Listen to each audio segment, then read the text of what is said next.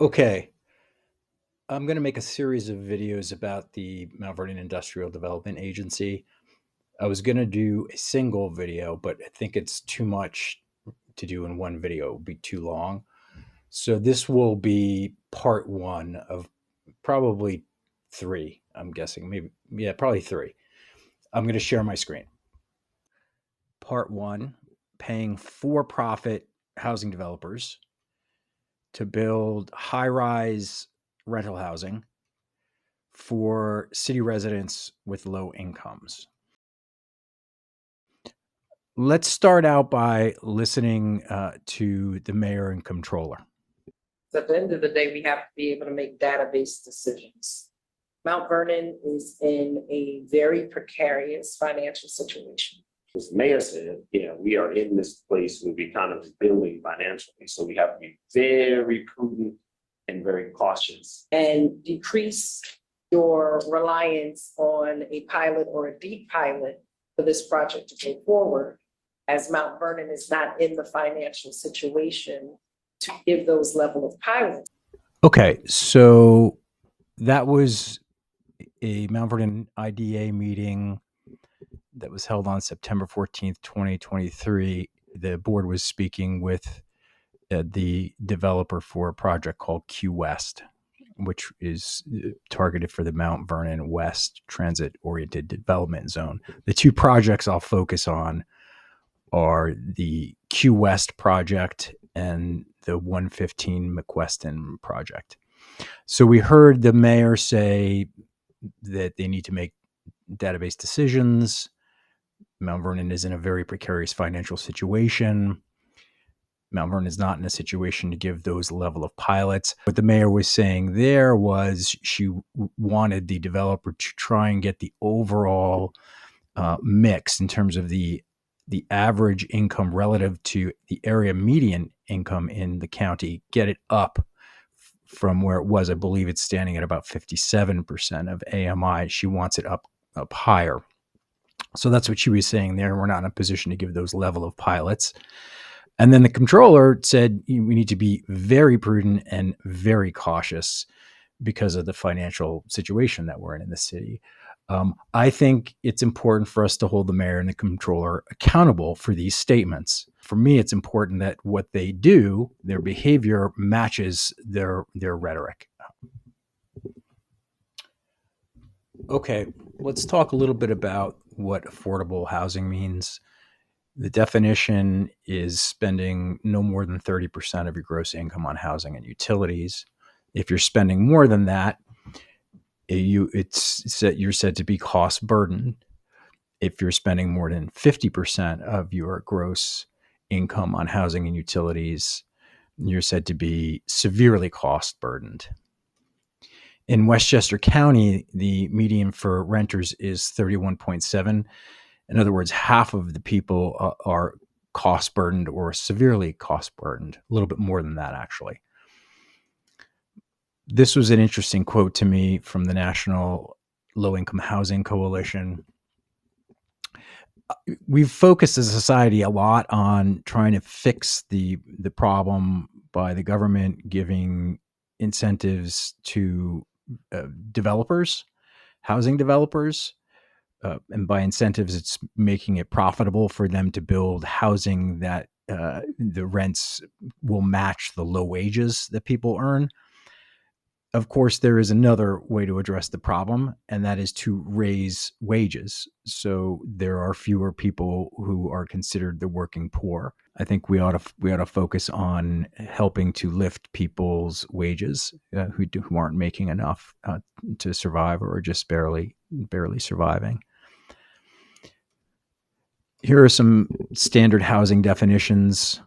You go from market rate on the far left to extremely low income. That's individuals and families who are living at or below 30% of the area median income.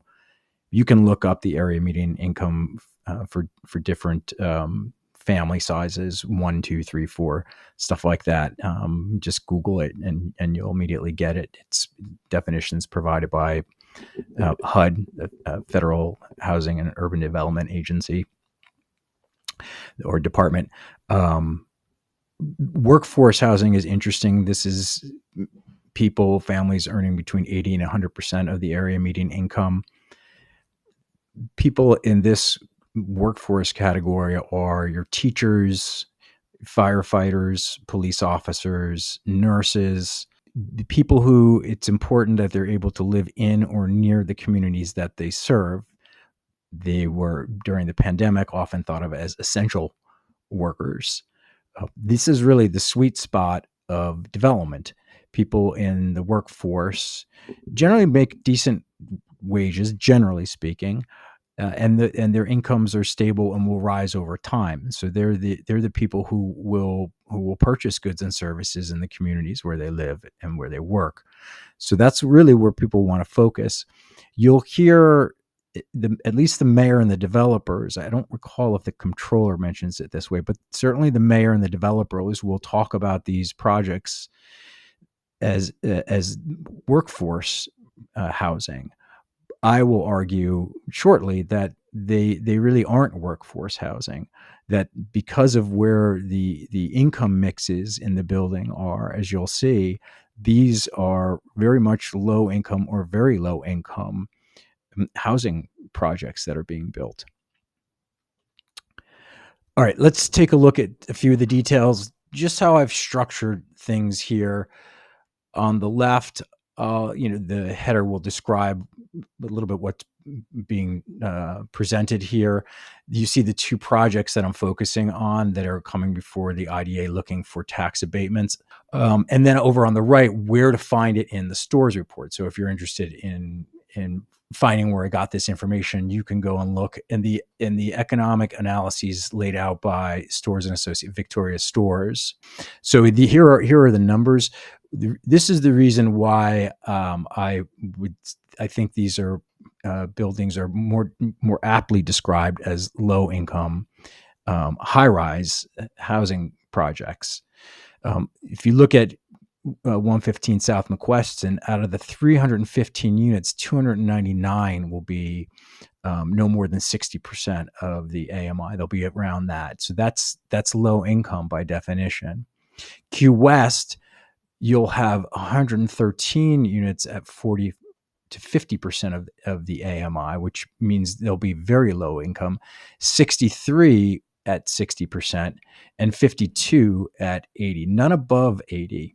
115 South McQuestion is targeting 16 of the rental units at 90%. So overall, the mix is, there's a little bit of workforce, but if you look at overall, 115 South McQuestion will be 95% low or very low income. Q West will be 77% low or very low income. In my view, that means that it's more appropriate to talk about them as low income high rise rental buildings. But because it's misleading when the developer and the mayor talk about them as workforce housing, there are relatively few units in either building that are reserved for workforce housing. Okay, so across the 30-year life of each of these projects, the developer estimates rent will go up each year by 2.5% to 3%. So the question then is, if resident incomes don't keep pace with inflation, won't these projects just add to the problem of cost burden for this group of individuals and families? So I think it's just something to keep in mind. So here's the ask from these developers. They're both looking for a 30-year payment in lieu of taxes.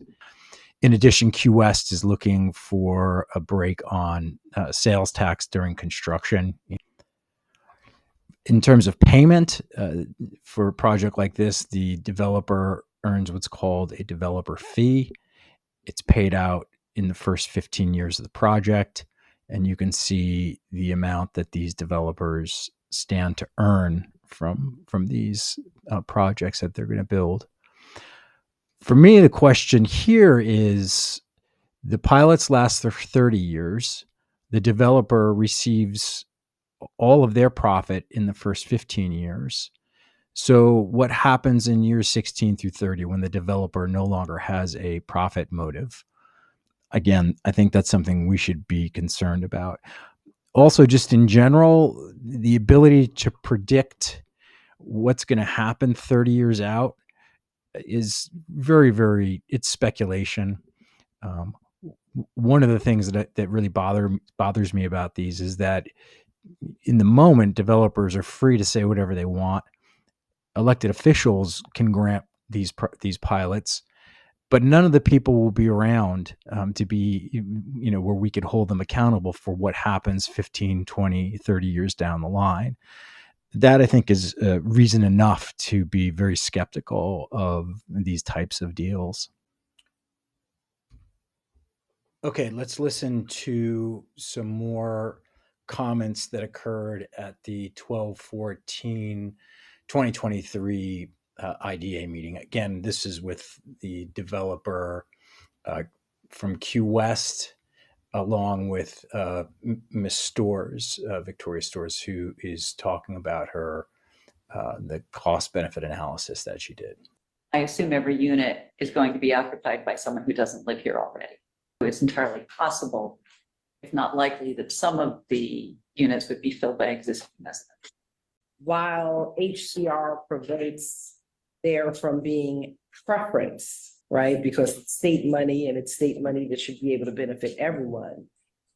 It really behooves the developer to work very closely with the city, with the churches, with the school districts, and making sure that this is very aggressively marketed. While we cannot do preference for city, we have to make sure that the marketing and the aggressive community outreach is done in a coordinated fashion. You want us to do a stronger marketing job Absolutely. for in Mount Vernon population, so that we attract more of Mount Vernon. Yes, it makes it a much better project when we're allowing migration within our city. I'm gonna say it straight on the record. Those who I want to attract to Mount Vernon are people who can pay their costs. So we heard Mayor Patterson Howard, the chairwoman of the IDA board, talk about homes and community renewal rules that prevent giving preference to city residents. She then emphasized, though, that she wants the developer to very aggressively market this to city residents. The developer asked, so you want us to attract more residents? The mayor said yes. The mayor specifically said she wants migration within the city, not new people coming in. And she said that she wants new residents who come into the city to be people who can, in quotes, who can pay their costs. That means it wouldn't be people for these buildings, because these are people who are living on the economic margin. They're struggling to pay their costs. Ms. Stores, for her part, said this economic analysis she did assumes that 100% of the occupants will be residents who are new to the city. But she also acknowledged that migration within the city is likely, given what the mayor has been saying. So this all seemed very odd and potentially very problematic in my judgment. Final thoughts. One, the assumptions underlying the economic analyses done by Ms. Stores for these two buildings are clearly invalid. She assumes 100% of the people occupying these buildings will be from outside of the city. The mayor wants this to be people from within the city. Therefore, the assumptions are not valid, and the data that come out of it are bad. Two, I don't know how these developments promote the goal of the Mount Vernon IDA, which is to attract and create job opportunities. If all of the people occupying the buildings come from within the city, it will not generate anything new except for the construction period, where there'll be temporary jobs. And I'll talk a little bit about that in a later video. how that really doesn't amount to much anyway. So I don't know how this meets the IDA's goals.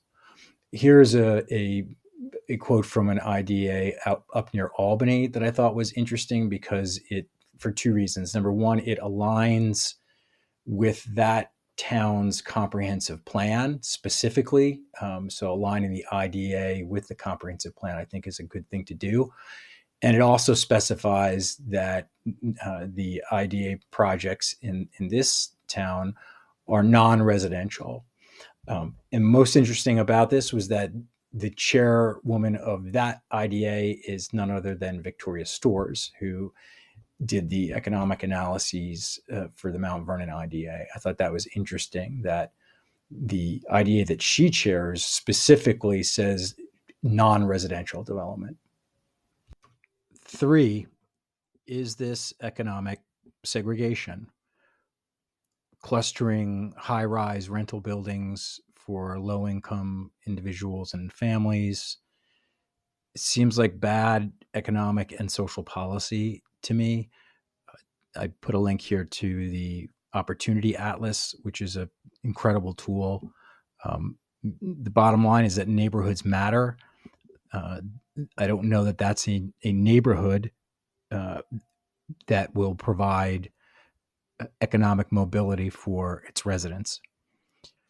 4, what becomes of the housing that is being vacated? If, in other words, if the mayor has her way and these new development projects go through and they're filled mostly with residents who currently live in the city, what happens to the housing that they're leaving?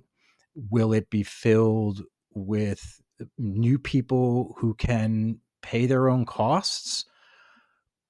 Or will it be filled with people from outside of the city who are struggling economically, who are the people the mayor seemed to say she didn't want to enter these buildings? So I think these are questions that we really ought to answer before we go forward with this and aggressively market the way the mayor asked the developer to do. And then finally, overall, is this very prudent and very cautious? By my understanding of these words, this is not very prudent and this is not very cautious. The Mount Vernon IDA just got its ability to operate independently back. And the first thing out of the gate are projects that offer no real economic benefit for the residents of the city and entail significant risk. Over 30 years, things could go awry and the residential property taxpayers could be left holding the bag. Okay, that's it for this first part. I'll do a couple of other videos about this. One will talk about the more of the details from the economic analyses. Even though I question the validity, I want to walk through those anyway. We'll talk about these other community benefits that are contemplated in the analyses.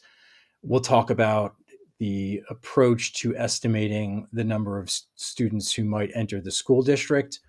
And I'll probably submit more written comments for the public hearings on these projects. So that's it. Thanks.